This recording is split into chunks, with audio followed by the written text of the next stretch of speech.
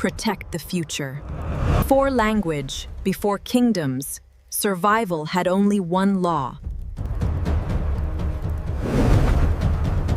In the old world, every breath had to be defended. He was not fighting for himself alone. He was standing between death and a life not yet born. Behind him stood a mother, and inside her, the fragile beginning of tomorrow. But 7 days earlier, they had not yet learned how cruel this world could be. 7 days earlier, the earth still belonged to beasts. They were small, thirsty, and alone inside a world too large to notice mercy. Every mark on the ground could mean food, water, or death. There, it's recent. Come. But I can't. You must. Follow. He carried more than her weight. He carried tomorrow. Hope often looked like water from far away.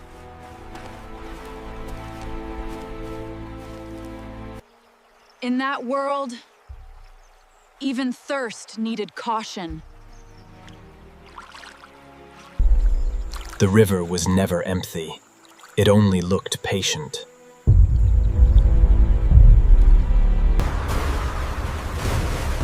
Water gave life, but the old world never gave anything without teeth. To survive, they had to learn not only where to go, but what to leave behind. Shelter was never home, only a pause in danger.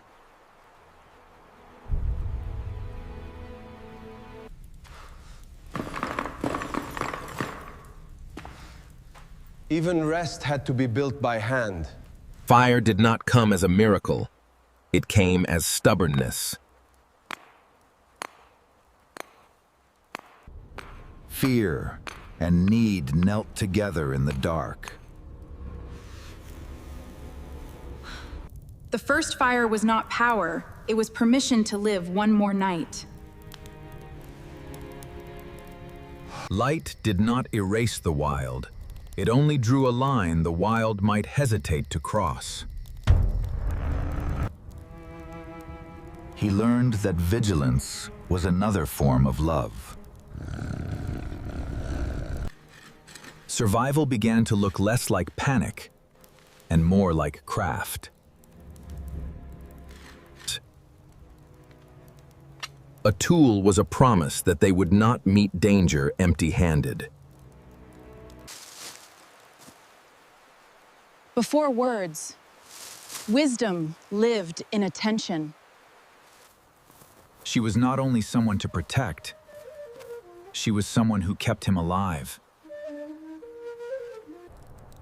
Home was nothing more than repeated acts of care in a dangerous place. To feed the fire, they had to walk deeper into the world that wanted them gone.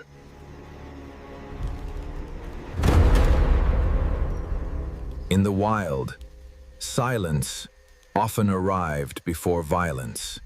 They had found shelter, fire, and each other. Now the old world came to test what they were worth.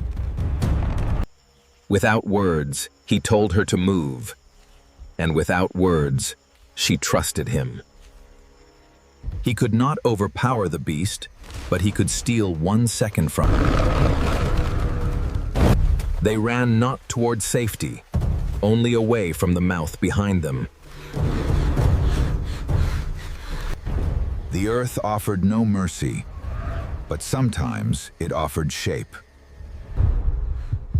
In the dark between rocks, fear became quiet enough to survive.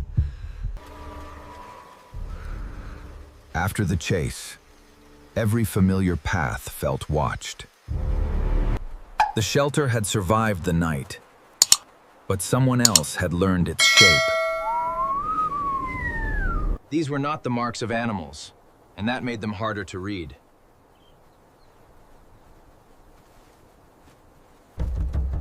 The wild hunted with teeth, but humans hunted with memory. A home could be lost in a single breath, so they learned to carry what little life they could. They left no farewell for the place that had kept them alive, only ash cooling in silence.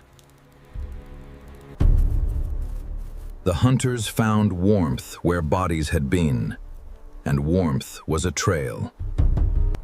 Stone became their ally because it remembered less than soil. Even on the edge of danger, the earth still offered small mercies. Keep still! No sound! They're coming! I'm afraid. Nothing was too small to betray them. Not a broken fiber, not a bent blade of grass. Love did not always mean staying close. Sometimes it meant becoming the louder trail. He wrote a lie into the ground and hoped hunger would read it first. He could not outrun all of them, but he only needed to outrun their attention. Alone in the grass, she carried fear without making a sound. The tribe did not need to catch him cleanly, only push him where the earth would finish the work. The ground opened like another mouth.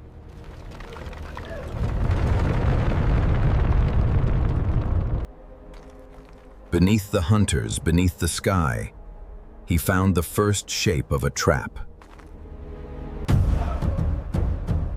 Above him stood human fear, wearing many faces. He was trapped below men with spears, but fear was not the only thing growing inside him, so was thought. Thought became his first weapon before the stone ever moved. He did not fight strength with strength, he fought it with the ground beneath his feet.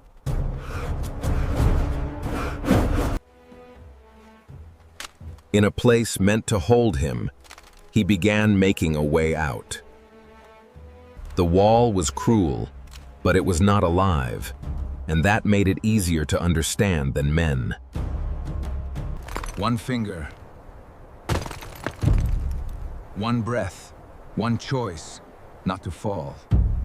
He could not defeat the circle above him, but he could blind it long enough to vanish. He left the trap with no triumph, only the urgent knowledge that she was still alone. Waiting became its own kind of danger. The world narrowed to a blade of grass, a breath, and the will not to move. He wrote another lie into the world, and this one saved her breath.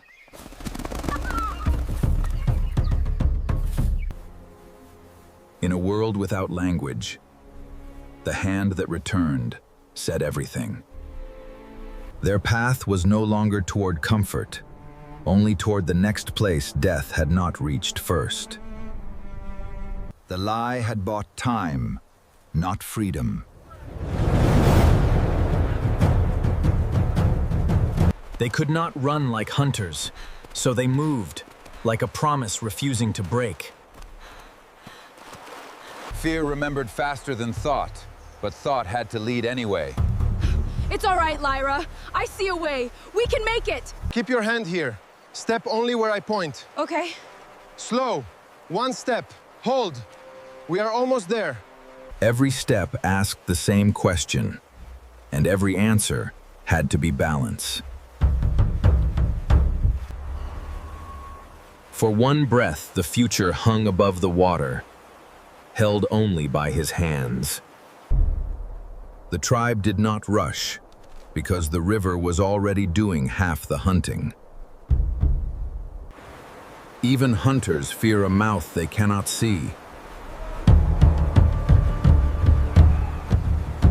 The river remembered the old law: weakness belongs to whoever reaches it first. Fire did not conquer the river, but it made the river hesitate. He had saved her from the bank, and now she pulled him from the river.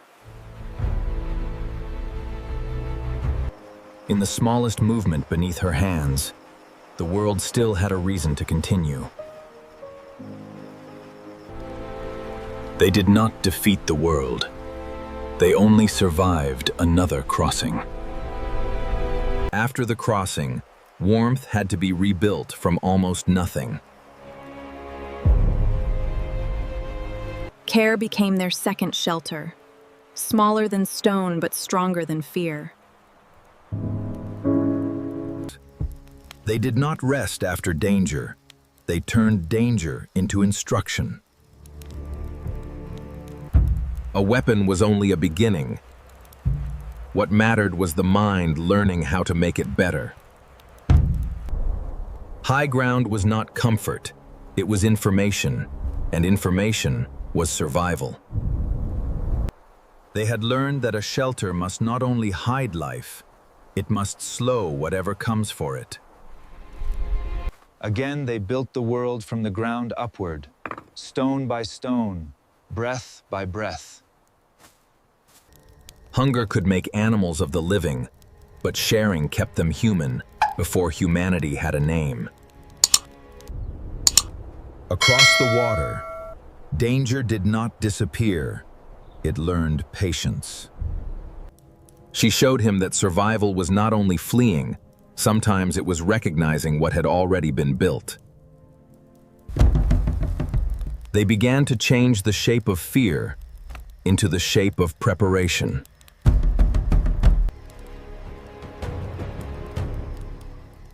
The beast had not forgotten the warmth that pushed it back. The night had circled back to the question that opened their story. This time, the cave was not only a hiding place, it was a line they had chosen to hold. Even in pain, she did not wait to be saved. Fire, sound, stone, and will became one language the beast could understand. He did not chase victory, he guarded distance, and distance was life. The flame was no longer his alone, it was something they carried between them. To the beast he became noise and light. To her he became the wall between fear and tomorrow. The flame did not kill the old world, it taught the old world to hesitate. Only when the darkness answered with silence did he remember how to breathe. They had not mastered the wild, they had only survived long enough to be changed by it. Every victory left a footprint, and every footprint warned that danger knew the way back. They had learned that survival sometimes means leaving the place you fought hardest to keep. After terror, the world could still look beautiful, and that made it more dangerous. The valley offered food, water, and warning in the same breath. She saw what fear had hidden, a place above the teeth, above the tracks, above surprise. The climb was slow because the future cannot be dragged, only carried carefully. The child inside her made every step heavier and every step more necessary. Above the valley, they saw danger clearly for the first time, and clarity became a kind of shelter. Again they began from nothing, and again nothing became enough.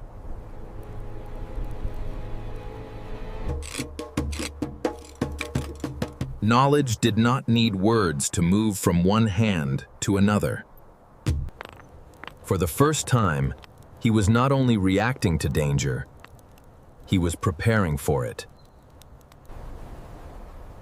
She had learned that the valley spoke before it struck. The river had stopped them, but memory had crossed where bodies could not.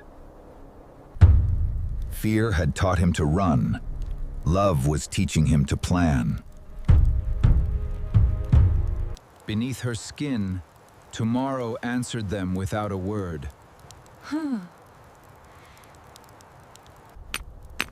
They were not building a kingdom, only a reason to last until morning.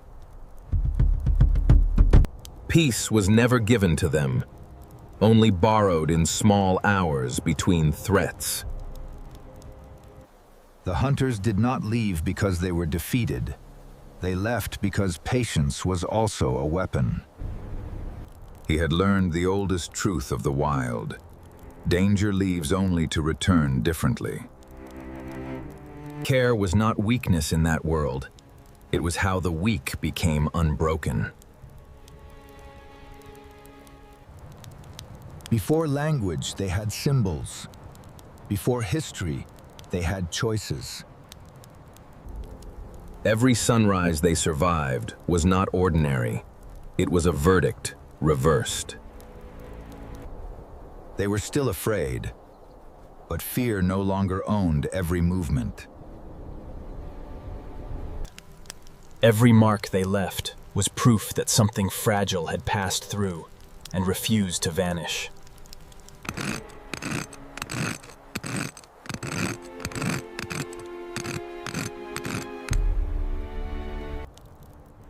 The flame was no longer only warmth.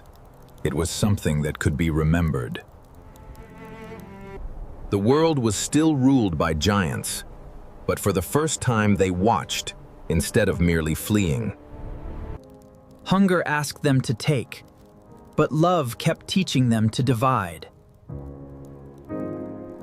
He did not plant the spear to claim the world, only to say this small fire would not be taken easily.